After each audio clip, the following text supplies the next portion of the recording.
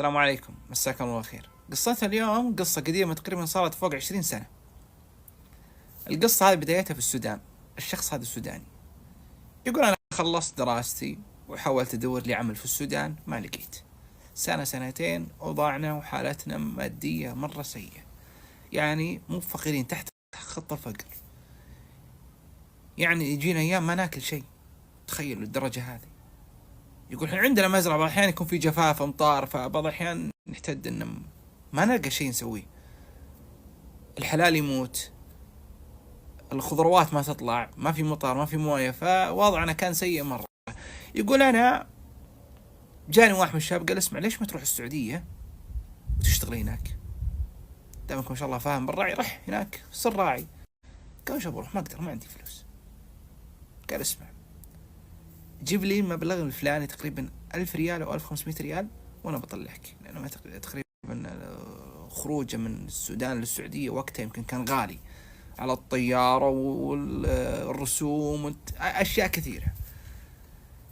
قال لي اسمع، أنا بطلعك عن طريق حدود. قال شلون، حنا بين السعودية بحر. قال لا، بطلعك من السودان، توقع أن اثيوبيا وتشاد الدولة الموجودة قريب لليمن، تطلع هناك وبعدها تطلع من الدولة هذه تروح لليمن، وبعد ما تطلع من اليمن تدخل السعودية. يقول أنا أركب معهم، توكل على الله ونقطع الدول، دولة دولتين. يقول الطرقات مرة تخوف، قطاع طرق وصارت لنا مشاكل، بس الحمد لله مشت الأمور لين وصلت الدولة اللي قريب لليمن. يقول ركبنا قوارب، يقول القارب في أعداد فيه يكون 60 واحد، زحمة وفوق بعضنا، ولا في راحة ولا شيء، الأكل يقول قليل. يقول أخذت معنا رحلة طويلة مرة من مكان هذا للدولة اليمن. يقول لين وصلنا عند الشاطئ. يقول دخلنا اليمن، قعدنا في اليمن تقريبا يومين، نتنقل من مدينة، بعدين جابونا عند الجبال، قال يلا الحين انت شغلك تدخل بين هالجبال وتكمل طريقك. يقول احنا دخلنا عددنا يمكن فوق 100. يقول والله العظيم انه في الطريق قعدنا يوم يومين ثلاثة، طولنا 4 أيام. خلص الأكل معنا، شوي يموت واحد، شوي يطيح واحد تكسر. يقول اللي صفى مني يمكن 30 واحد. يقول جينا عند المنطقة الحدودية، يلا كل واحد شد حيله. يقول دخل منا واحد وهنا من واحد، واللي مسكوه اسمه صوت طلق نار، واشياء صارت كثير. يقول انا الله سلمني دخلت. يقول هنا بدأت حياتي تتغير، دخلت السعودية ودخلت المدن. يقول دخلت في الليل، يقول ادخل ذيك المزرعة واكل منها، ما يجي قدامي اكل منها. يقول المكان اللي طلع منه جيبوتي، بعدين طلعنا لليمن، من اليمن طلعنا الجازان، دخلت جازان. يقول هذا كان في الليل. يقول صوت سباع، ذيابة، أشياء كثيرة ما تجيب العقل. يقول أنا ما أدري شلون طلعت بين المكان ده، ما أدري شلون وصلت. طبعا كلام في الليل، واللي معي ما أدري وين راحوا، كل واحد خلاص يوم دخلنا السعودية كلهم تفرقوا، أنت وضميرك. اللي صار أن الرجال هذا دخل بمزرعة. يوم دخل المزرعة الوضع هدوء. يقول أمشي صوت الشجر، إلا طلع ذاك الرجال علي مع سلاح، قال له اتحرك من مكانك، اقوم انا اطيح. يقول ذاك اغمى علي، جوع وخوف كل شيء تجمعت من بعض. يقول انا ما ادري ايش السالفه. يقول لي صار اني انا ما ادري، اغمى علي ساعه ساعتين ما ادري شو الوضع. يقول ما دريت اللي انا في وسط غرفه محطين لي اللمبه وقاعد يشربوني مويه. عقب ما خلاني اريح صح جاب لي اكل، قال الحين علمني انت شو جايبك، وش عندك هنا، شو بتسوي؟ يقول علم السالفة الكاملة. يقول قاعد أبكي، قلت والله أني جاي من السودان، مريت بين دول ودول، واللي مات واللي صار، وعلمته سالفتي كاملة. قال احمد ربك أني ما طلقت عليك النار، ولا كنت بذبحك، لأن يجونا ناس حرامية وحنشل وأشياء كثيرة معروفين. أنتم عارفين الديار هذيك بعض الحين تكون مناطق خطيرة مرة بسبب أنها مناطق عبور حدودية. فاللي صار الرجال هذا خلى عنده كم يوم، علمه يعني مناطق اللي حولنا، قال خلاص روح دور لك شغل، الله يستر عليك، ماني مبلغ عليك احد، روح ترزق الله، يمكن تلقاك احد يشغلك. يقول طلعت من الديره اللي فيها وامشي في الشوارع، القى لي احد اركب معه ويوصلني من هنا ويوصلني من هنا. يقول ركبت ذاك اليوم مع رجال قال لي انت ايش عندك هنا ايش تبي؟ قال والله ادور لي شغل. وش تعرف؟ قال انا اعرف راعي. قال خلاص امشي معي. قال بنروح نطلع من نجران الجازان لنجران. قال هناك في رجال عنده هبل وبنجرب كم يوم، إذا عجبنا وضع خلاص نتفق على الراتب بكل شيء وتجلس عنده. قال ما في مشكلة، ونروح معه ونوصل عند الرجال هذا ويسلم عليه. رجال شوي شديد يقول ضخم وشوي واضح انه جلف. قال يلا ورني شغلك. يقول اشتغل يوم يومين ثلاثة. يقول عجبهم الوضع. يقول اشتغلت بلبل. الرجال هذا عنده ابل وعنده غرفة. يوم يومين اسبوع شهر شهرين. قلت الراتب؟ قال خلاص صار يعطيني الراتب بس انه ينقص منه 50-100. ليش؟ قال انت تأخر ما تقوم مدري ايش انت تهمل. يقول اشد حيلي 2 3 شهور 4 شهور 5 شهور. الشخص هذا جلست عنده يقول دائما يتأخر علي بالرواتب، يقعد 3 شهور 4 شهور ما يعطيني راتبي.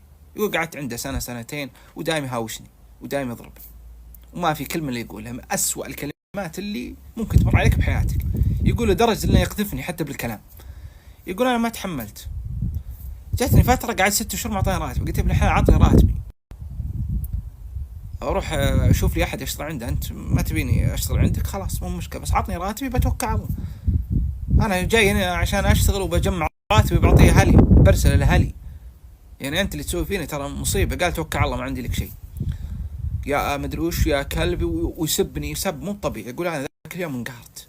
يقول انا انسان حالي حل نفسي مستحيل اسوي شيء. يقول ذاك اليوم معصب وهو يضربني. يقول يمسكني من هنا يذبحني. يقول خنقي خلاص وش في الموت. يقول انا ما كنت اسوي شيء، خايف اني اسوي له شيء ولا شيء وانسجن ولا اروح فيها ولا ما اعرف شيء ابدا. يقول وانا ادف بقوا ما عندي بخرت عني. يقول مدفيته ترى طاح وصقع في حديده كانت وراه. تعرفوا اللي قام يناظرني منصدم وسكت ويمسك كذا راسه من ورا الا الدم وهو يطيح. يقول انا انحاش وين اروح ما ادري. هذا كلام في النهار وانا امشي لين وصلت عزبه كانت حولنا وقلت ادخل عندهم. وش فيك صار؟ قلت يا ابن الحلال كفيله يطردني وبقعد عندكم. يقول اقعد عندهم 2 و3 أيام. يوم الثالث الا الدريات مطوقه المكان ومسكوني. قال انا ذبح الرجال. قال والله ما ذبحته. الرجال هجم علي وانا دفيته وصار كذا. قال تعال ودونا القسم الشرطة ياخذون اقواله كاملة. وش اللي صار؟ دخلوا السجن لان الرجال هذا عنده عيال صغار وتعرفون انتم هذا يعتبر قتل بغض النظر انه حاول يقتله. فانت قتلت نفس ووقتها كان يعني الجريمة ذي مو بواضح فحطوها انه قتل عامد. انا اتوقع انه هو مسكه وضربه وتوقع ان هذا يكذب كلامه. ما حد يتوقع. المجرم دائما يحاول انه ينقذ نفسه. خذوا قاعدة ما راح يكون صادق مع نفسه بكل شيء. فاللي صار دخلوه السجن. يقول دخلت السجن وقمت اسولف مع الناس وحالتي حاله افضفض للعالم. يقول بديت اقرا القرآن وحفظ القرآن. يقول جاء يوم من الايام دخل علينا رجال ما شاء الله مرتب. رجال يقول مرتب محت واضح انه ما شاء الله عليه يعني عليه النعمة مع انه في سجن حنا بس واضح عليه. يقول هذا الشخص هذا قام يسولف معي وصلي معنا أمره تمام وعلمته سالفتي. طلع الرجال هذا ما شاء الله من التجار بس أنا دخل في قضية ما أدري وش قضيته بالضبط. وتعرفون السجن ما يرحم. ضارب بسوي ذابح بسوي أي شيء فلوس كل شيء كلكم تدخلون في سجن واحد.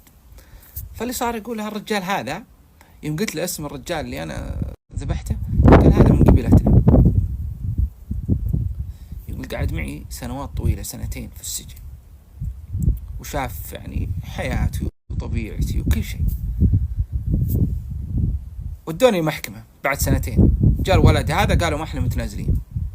نبي ننفذ عليه حكم القصاص. قالوا خلاص صدر أمر تنفيذ حكم القصاص. قبل تنفيذ حكم القصاص طبعا يجونا في السجن يعلمونه،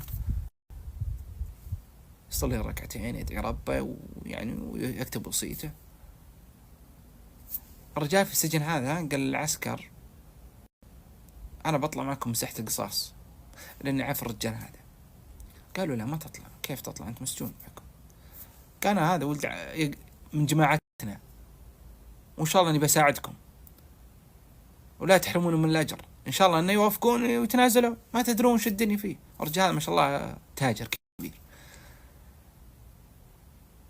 طبعا كلم الضابط الكبير، دخل عليه وعلم السالفة كاملة، قال خلاص مو مشكلة خذوا وكن معكم العسكر وكل شيء أمورك تمام. دخل عليهم في المكان حق تنفيذ حكم القصاص وتجمعوا الناس، مجمعين الشباب اللي هم عيال اللي متوفين اللي هو الشايب ذا، ونظرونه وتعرفون نظرات الحقد. وهذا الرجال ذا معهم. يا ناس الرجال ذا جاي متغرب، وترى ما ذبح أبوكم، وترى أبوكم كان يضربه وحارم من رواتبه، وترى إذا عفيتوا عنه فأجركم عند الله كبير. ويحاولون فيهم في الكلام. قالوا لا يا ابن الحلال، ترى والله العظيم يمكن يكون سبب دخولكم الجنة كلكم سبب هالرجال هذا. ويضغط عليهم بالكلام، يضغط عليهم بالكلام. جاء قبل تنفيذ القصاص يمكن دقيقتين 3 دقائق ضبطوا الساحة وجاء السياف وكل شيء. الرجال غطوا راسه حطاه في الساحة، نزل ركبته أو راسه، قاعد على ركبته ونزل راسه. يوم جاي يرفع السياف قال الرجال اصبر دقيقة، هذا أكبر واحد من عياله. قال أنا متنازل.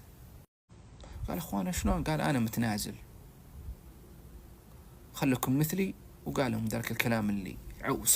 طبعا خلال تنفيذ الحكم من اللي كان جالس جنبه تاجر، قال اطلبوا له تبي 10 مليون أنا بدفعها من جيبي. والله الرجال ده ما أعرف ولا أنتم ابني عمي. الرجال شفت فيه خير ما شفته بحد، وقعدت معه في السجن 2 سنين. والله أنا ما كان يقصد يذبح أبوكم، واللي تبون احنا حاضرين، اللي تبون ادفع لكم اللي تبون. بعد ما ضغط عليه بالكلام قال أنا متنازل وجه الله ما نبي ولا ريال. أخوانا اعترضوا وحاول يهديهم بالكلام الزين وبذكر الله ووجود إخوانهم. الحمد لله فكوا عنه الغطاء اللي براسه وتنازلوا. وعمت الفرحة في المكان، أنه دائما إذا صار فيه تنازل كل اللي حول المكان ينبسطون، لأنه شيء ترى أجره كبير. والرجال هذا زي ما قلت لكم ما ذبحه بالقصد، وخر عنه وكان هذا ناوي يذبحه. يعني لو إنه خلاه كان مات ترى الرجال هذا، وجاي متخلف يعني بدون إقامة بدون شيء، فيمكن تدخل في سوالف كثيرة مرة. فهالقصة دي في عظة عبرة أنك أنت يعني لا تظلم الناس ولا تمد يدك على أحد. من أنت عشان تضرب الناس؟ يا أخي إذا ضرك أحد في عندك الحكومة ما تقصر، تقدر تشتكي. فهنا وصلنا نهاية القصة، أتمنى عجبتكم. طبعا القصة هذه برعاية مكتب محمد ناهس المطردي. بحط لكم رقم التواصل، هذا الرقم خاص. أي قضية عندك سواء كانت تجارية جنائية مخدرات شخصية، كل القضايا يحل لكم المحامي ثقة لا خبرة فوق 10 سنوات. وبس يعطيكم العافية، السلام عليكم. صح نسيت أقول لكم شهر عليكم مبارك، الله يجعلنا من صوام وقوامة. لا تنسون تقييمكم، بصراحة أعطونا تقييمكم القصة من 10. وبس يعطيكم العافية. صح نسيت أقول لكم شهر عليكم مبارك، الله يجعلنا من صوام وقوامة. لا تنسون تقييمكم، بصراحة أعطونا تقييمكم القصة من 10. وبس يعطيكم العافية.